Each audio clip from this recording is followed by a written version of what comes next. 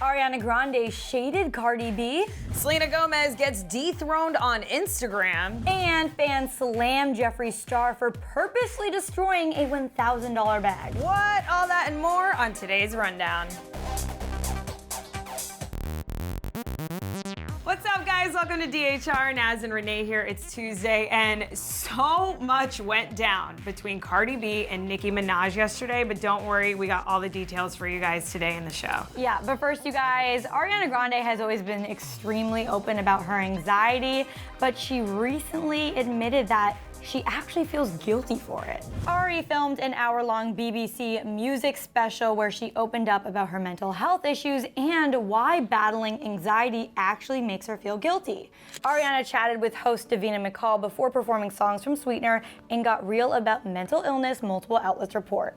So Ariana explained, saying, quote, "I almost feel guilty that I have it because it's just in your head, and it's just so crazy how powerful it is. You have ups and downs, and sometimes you'll go weeks at a time where you will be crushing it and there will be no anxiety. And then something will happen that can trigger it, and then you have a couple of down days." Ariana has always struggled with anxiety, but after the Manchester terrorist attack back in May of 2017 that left 22 people dead and hundreds more injured, her mental illness became more intense, and she also was left to deal with PTSD. She knows firsthand what it's like to have problems with your mental health and wants all of her fans who also struggle to know that they're not alone. So she continued on to say, quote, "The most important thing to remember is that everybody has this. Talk to your loved ones, reach out to people, especially your friends online, reach out to each other."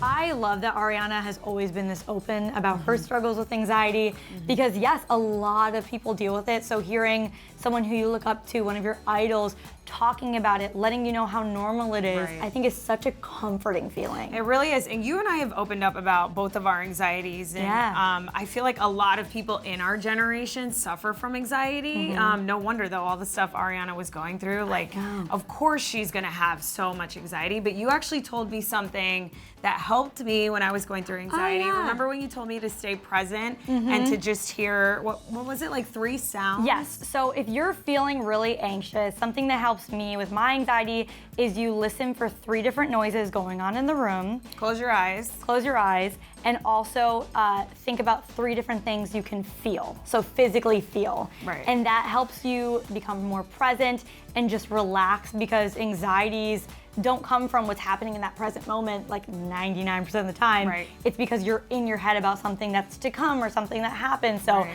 it's important to try to stay present. Yeah, so thanks for sharing that with us, Renee, because it girl. really helped me, so I feel like it could really help all of you guys. I don't know about you guys, but I was shocked to find out that Selena Gomez is no longer the most followed person on Instagram. It is now soccer star Cristiano Ronaldo. The pop star and the world's most talented and famous soccer player have been neck and neck for quite some time, and just yesterday, Cristiano's Instagram followers grew just enough to surpass Selena's. So to be fair, Selena hasn't been active since September 23rd, and as you all may recall, she announced she would be taking a break from social media posting. Shortly after Selena's Instagram goodbye, she was admitted to a rehab facility to seek treatment for her mental health, and we haven't heard from her since. While Cristiano's account is mostly full of content for soccer aficionados, he also sneaks in the random underwear photos as well as pictures with his kids and girlfriend. In case you guys didn't know, and maybe perhaps wanted to keep count, Cristiano has 144,320,746 followers. Selena has 144,312,745 followers. So judging by those numbers, there actually isn't a massive difference between followers here. And like I mentioned, Selena has been inactive, but Selena and Cristiano don't even care. Oh yeah, they don't, like, not at all. Like, we care way more than they will ever Right, care. and honestly, you know what I was thinking about when I heard about this today? I was like, this is honestly good for Selena. She's been trying to take a break.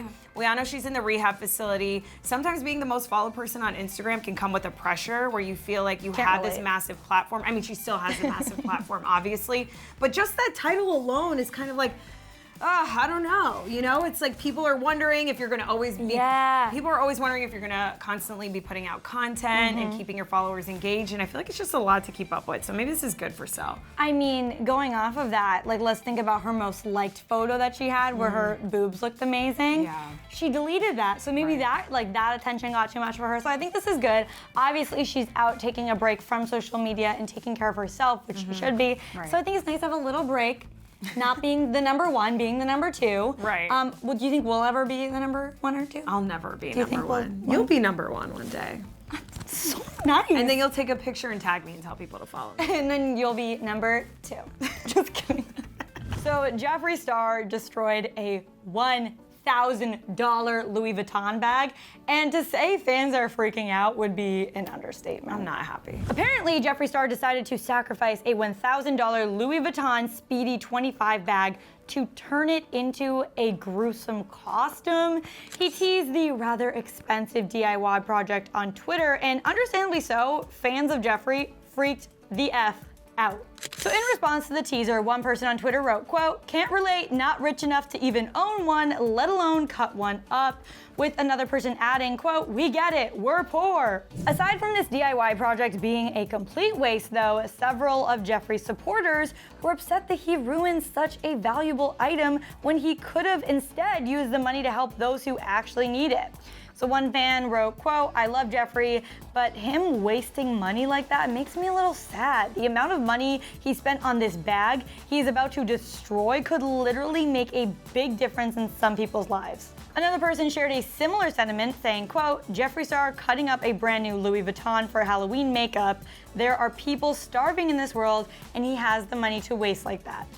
They certainly have a good point. However, it is important to note that Jeffree often makes huge contributions to various charities and rarely says anything because he doesn't want any recognition. It's also important to recognize he works really hard for his money and can do with it what he pleases, which is something that many people in the Twitterverse also agreed with. For example, one user tweeted, quote, "It's just a bag, y'all, relax. Yes, it's an expensive one, but at the end of the day, it's just a physical thing." I understand both sides of this. I understand why people are mad. I understand people saying it's his money and he can do what he wants with it because yes, Jeffree has made a lot of donations to various charities. It doesn't go out in the on media outlets, which I like because it shows he's just doing it to help others out as opposed to like try to look like a good person. Right. But it's also a $1,000 purse that he's like, "Nah, I'm gonna use this for a fun video." I'm just more upset that it was like a beautiful Louis Vuitton bag. Yeah. Like, what are you doing? You could use that, Jeffree. Yes. I don't know. I think, of course, he knew he was going to get reactions for this, like, because he easily could have cut it up without any of us knowing. Yeah. You know? But to me, I'm just like, I'm so poor. Like, Will you bring it to us? can you bring it to me? I'll like tape Send it it. back together, try and sell it on Poshmark. Okay, so ever since Cardi B threw a shoe at Nicki Minaj during New York Fashion Week, they have literally been in a feud.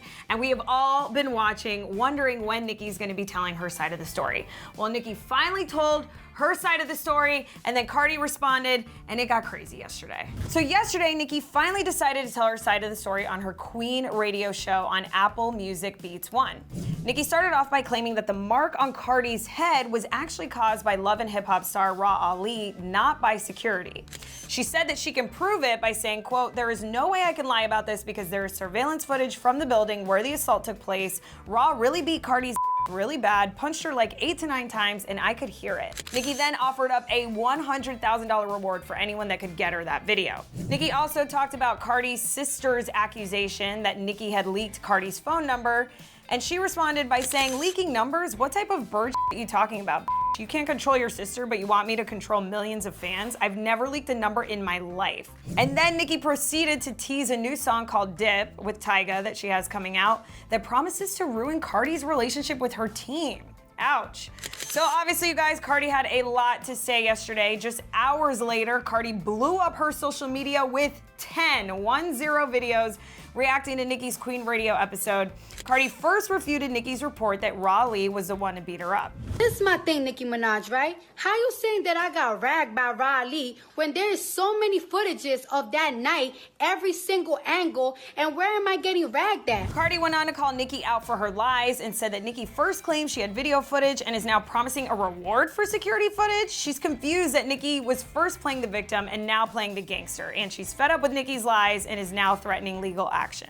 Because you claiming that Riley beat me up. Sis, I don't gotta sue nobody because of a fight. I'm a street bitch. That is called snitching, you know? But since you want to talk about suing, maybe I should sue you for defamation of character, since you want to claim that I'm using something illegal called payola because you don't understand why I am so successful. Cardi also refused to believe that Nicki had nothing to do with leaking her phone number and showed receipts for all the hate messages she got. She blasted Nicki for endorsing that type of disturbing behavior and then ended it by telling Nicki to reach out personally to end this beef.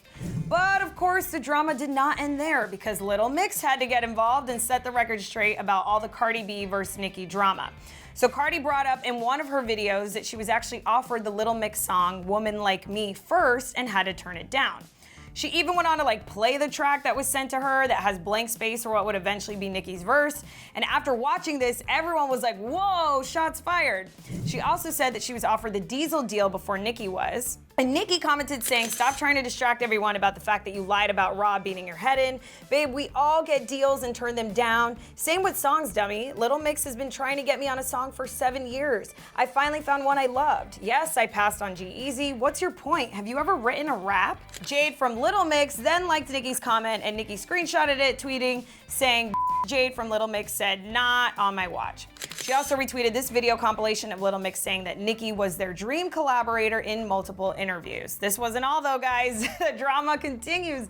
Little Mix posted this photo to their Instagram account with a caption saying, we just want to clarify, Nicki was approached first. And you guys, guess who liked it? Ariana Grande. So obviously we all know Ari and Nicki have been super close pals over the years, collaborating together a number of times. And thankfully it appears as though this drama is coming to an end because Nicki tweeted yesterday ending this drama by saying, quote, okay, you guys, let's focus on positive things only from here on out. We're also blessed. I know this stuff is entertaining and funny to a lot of people, but I won't be discussing this nonsense anymore. Thank you for the support and encouragement year after year. Love you. Cardi then posted a screenshot of this tweet on her Instagram and captioned it, all right then, let's keep it positive and keep it pushing. First of all, when this was all going down yesterday, I know all of us were on our phones watching the videos. Everyone was living for the tea. I love that it is kind of resolved, but when Nicki tweeted this, I talked to you about this morning, I sort of kind of felt like it was a publicist that maybe got a hold of her phone because it was just so drastic and different than what she was saying on her podcast episode. And again, I have a podcast, so now I'm like, was she only doing that to get downloads? You know what I'm saying? Was she always planning on, maybe she didn't know it was gonna get this out of hand. Maybe she didn't know Cardi was gonna get this upset. But this is crazy. We should all be loving and supporting each other. And I'm just happy it's over, whether it was Nicki's publicist or Nicki. Seriously. Well, my question is, honestly, after reading the tweet again or hearing it again, I do think it's a little bit petty because she said, I'm done talking about this nonsense. And I think that's why Cardi rebutted and was like, yep, glad we're moving forward. They're both still trying to one-up each other of now being the bigger person. My only question is, how do we get this video footage so we can each get 100,000? I know, right? Because if Jeffree Star is not gonna send us the scraps of that Louis Vuitton bag, I'm gonna need this surveillance footage. All right, you guys, before we go, I wanna hear from you. Do you think Selena Gomez will remain at #2 for most followed on Instagram for long?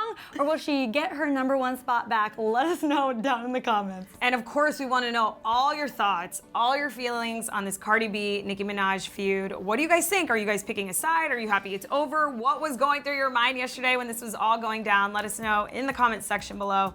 And we'll be back here tomorrow, but before you go, make sure you follow us on Instagram. I'm at Naz Perez. And I'm at Renee Ariel. Bye. Bye, guys. And then click right over here because my favorite story that I've ever heard about Justin Bieber eating a burrito was apparently fake. It was so fake. Click over there to find out how. And then, of course, hit that subscribe button because we want you to be a subscriber. Yep.